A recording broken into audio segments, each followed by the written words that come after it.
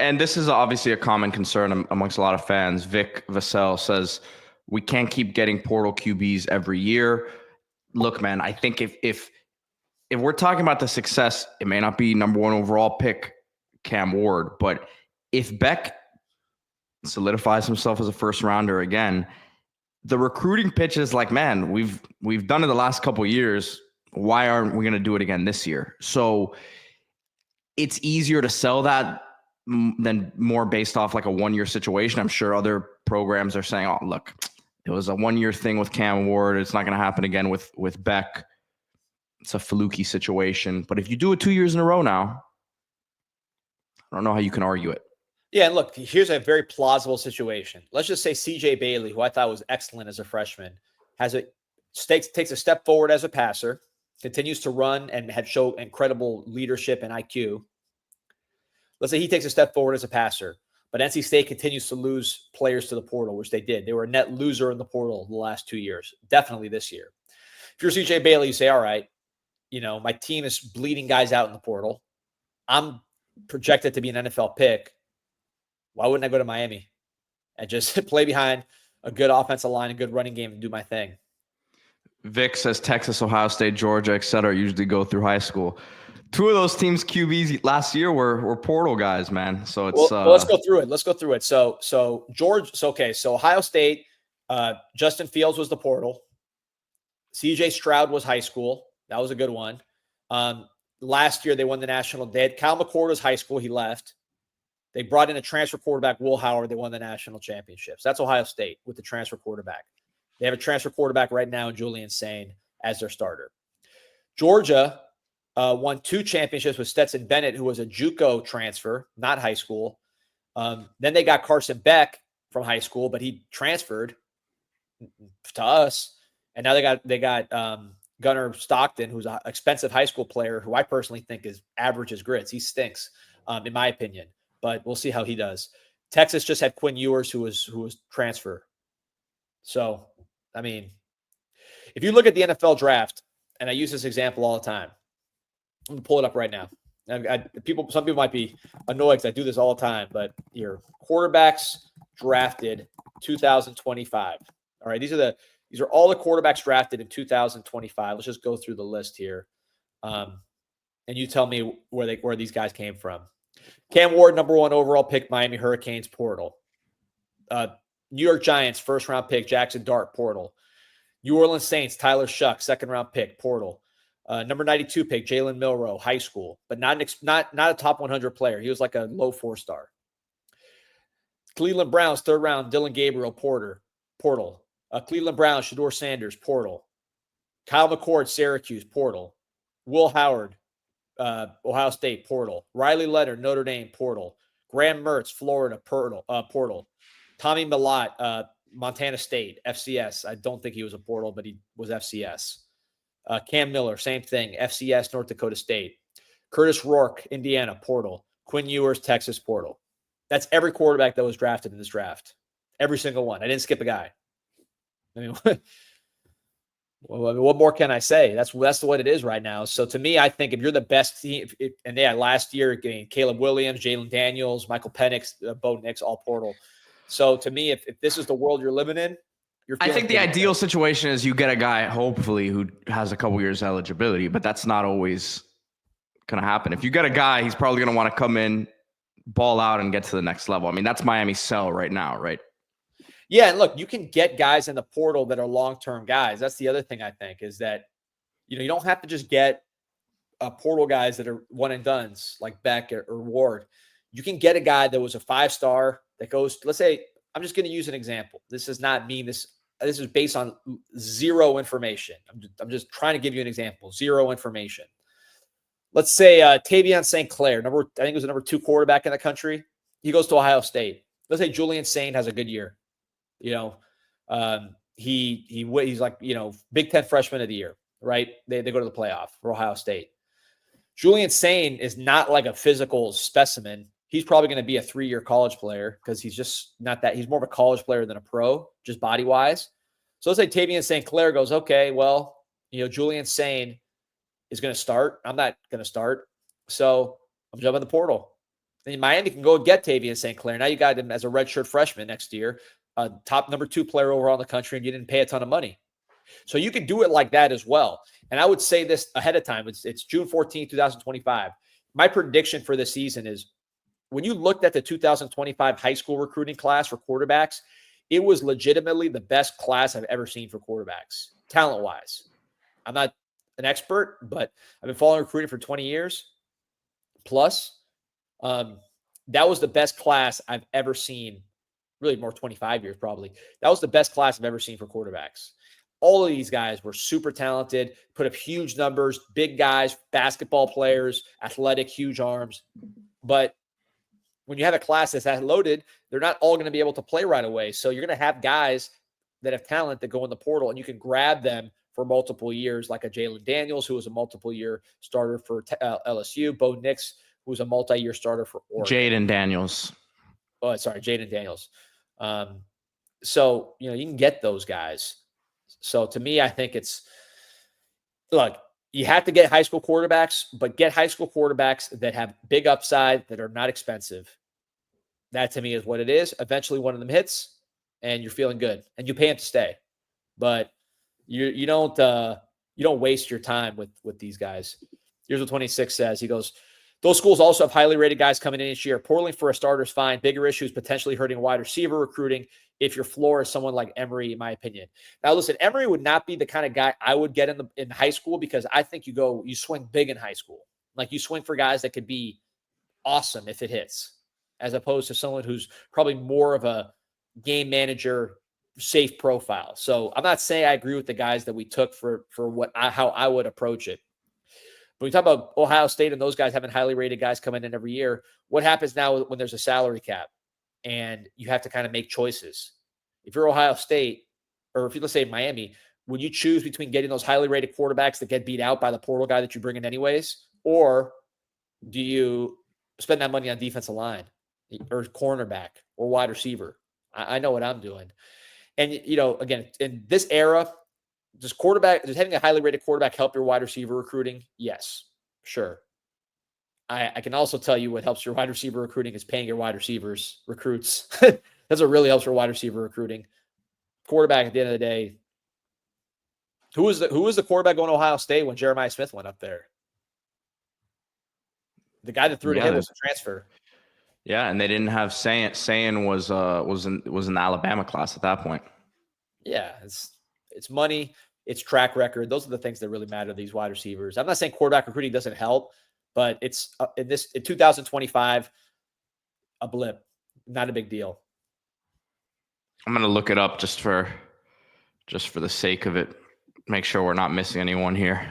Brian Taylor saying, yes, we have to do a better job at high school quarterback evals. I agree, but high school quarterback evals are hard. They had Aaron Nolan in the class, D. Aaron Nolan, where's he at? But that's not the debate. Well, it is the debate. Well, it's not. I agree. Listen, I agree with your QB thing, but you said who'd they have in the class? He was a highly rated QB at the time. Aaron Nolan, first of all, he was no chance to start because obviously they brought in the transfer immediately.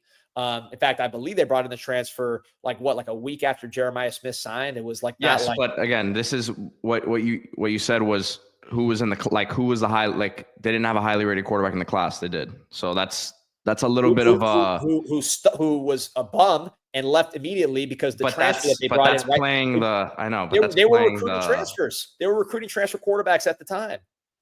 You think Jeremiah Smith went to Ohio State because of Aaron Nolan?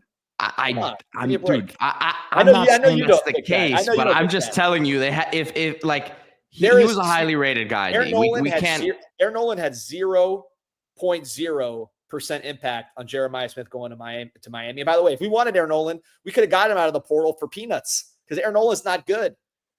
Half of these high school quarterbacks are not good.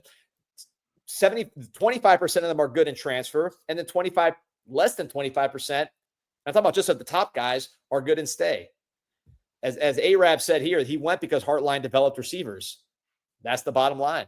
That's why he went. Plus, they paid him a lot, which we tried to pay him too, but we didn't have the proven track record of development.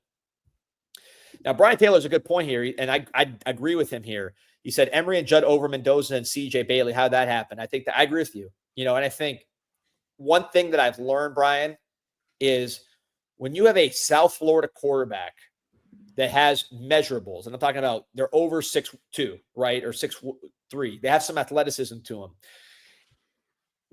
And then they're legitimate power 4 prospects, right? Those guys tend to be pretty successful. For whatever reason, I think partly because South Florida high school quarterbacks are underdeveloped. So when you get a guy with some traits, they tend to do pretty well. Of course, Teddy Bridgewater, Lamar Jackson, what's his name? Jacoby Brissett, Geno Smith, all these guys that play in the NFL. Tyler Huntley plays in the NFL.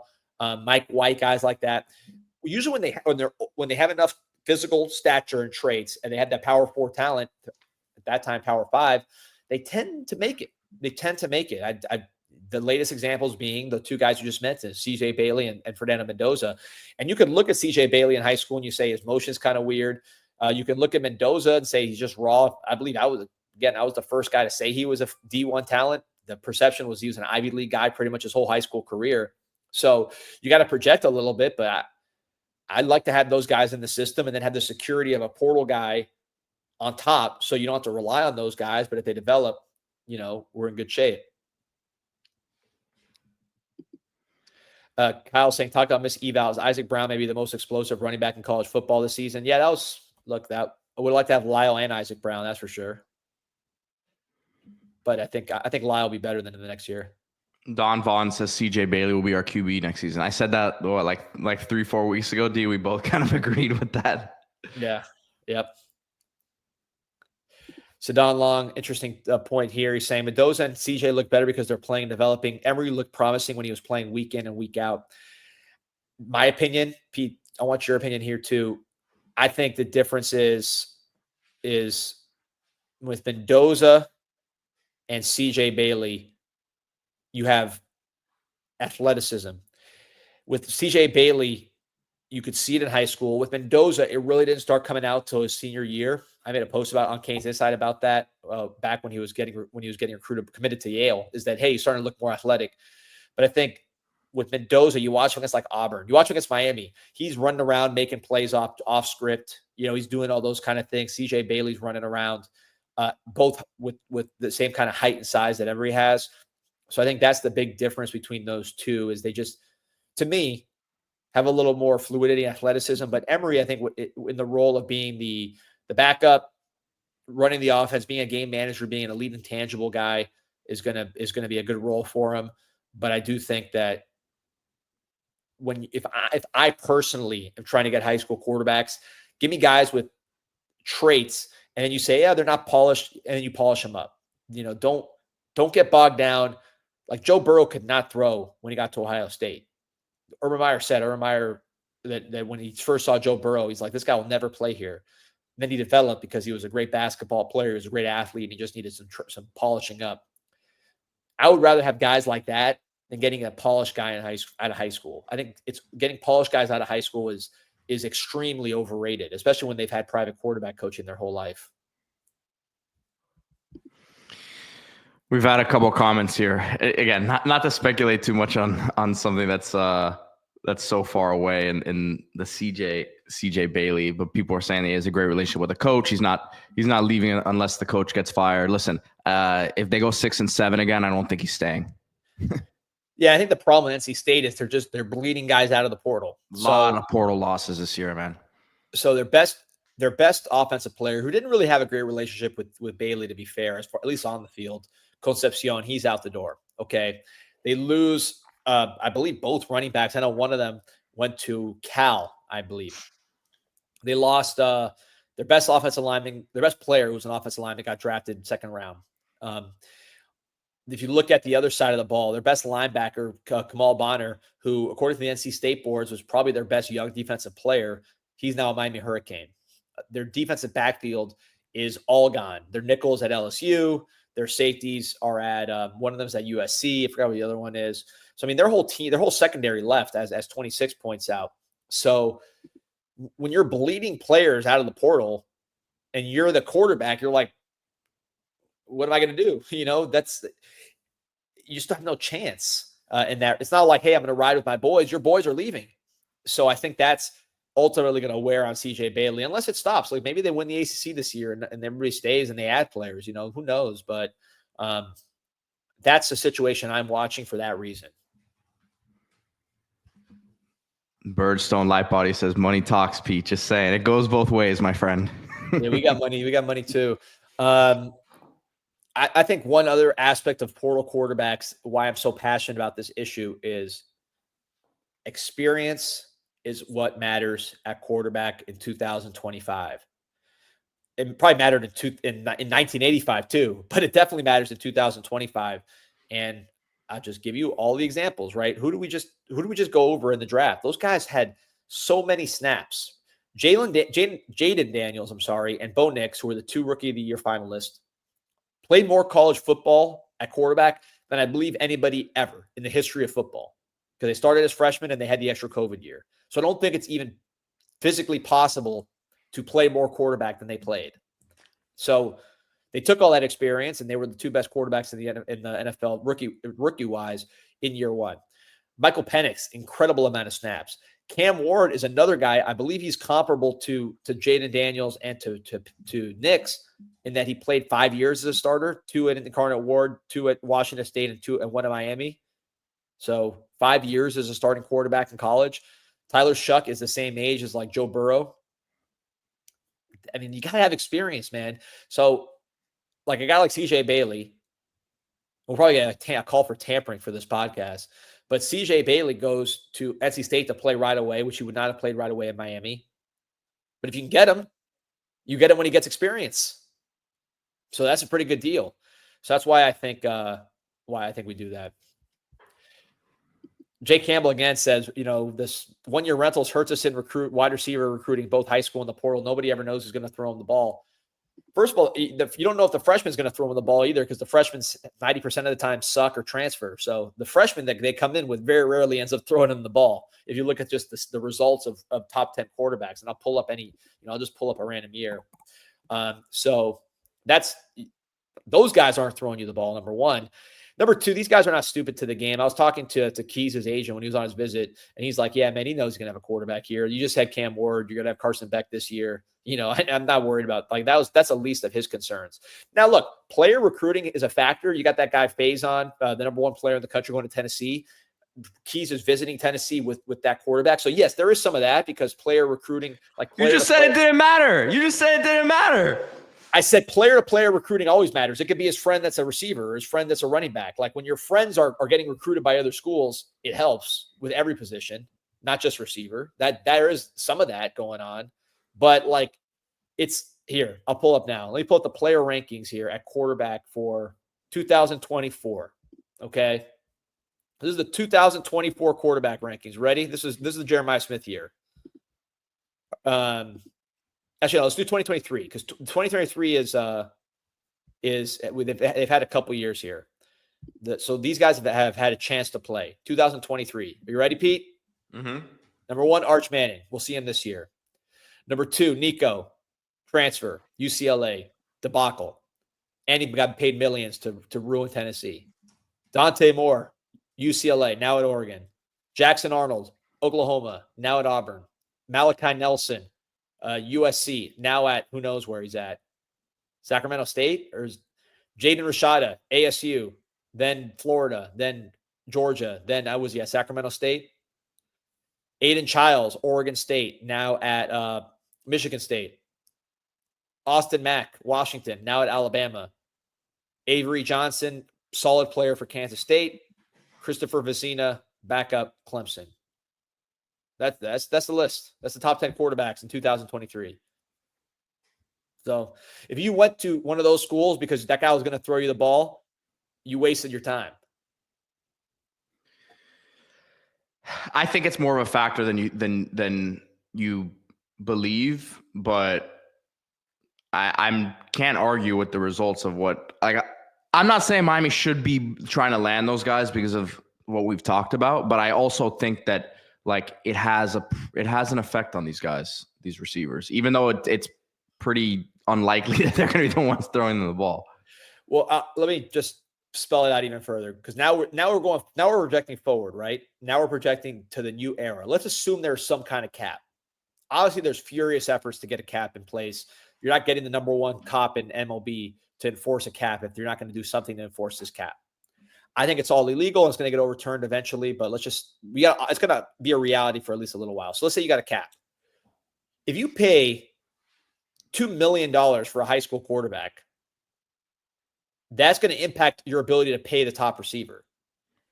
So would I rather have a top high school quarterback to recruit a high school receiver, or would I rather just have money? I mean, I'd rather have money. And then you could use that. And if you're going to pay a quarterback that same amount of money, I want to know he's going to be good for sure. Instead of using a high school quarterback who has a 25% chance of playing for you at best to recruit a high school receiver. If I'm going to have that money, I'm going to spend that money anyways. I'm going to spend it on a quarterback that I know is good.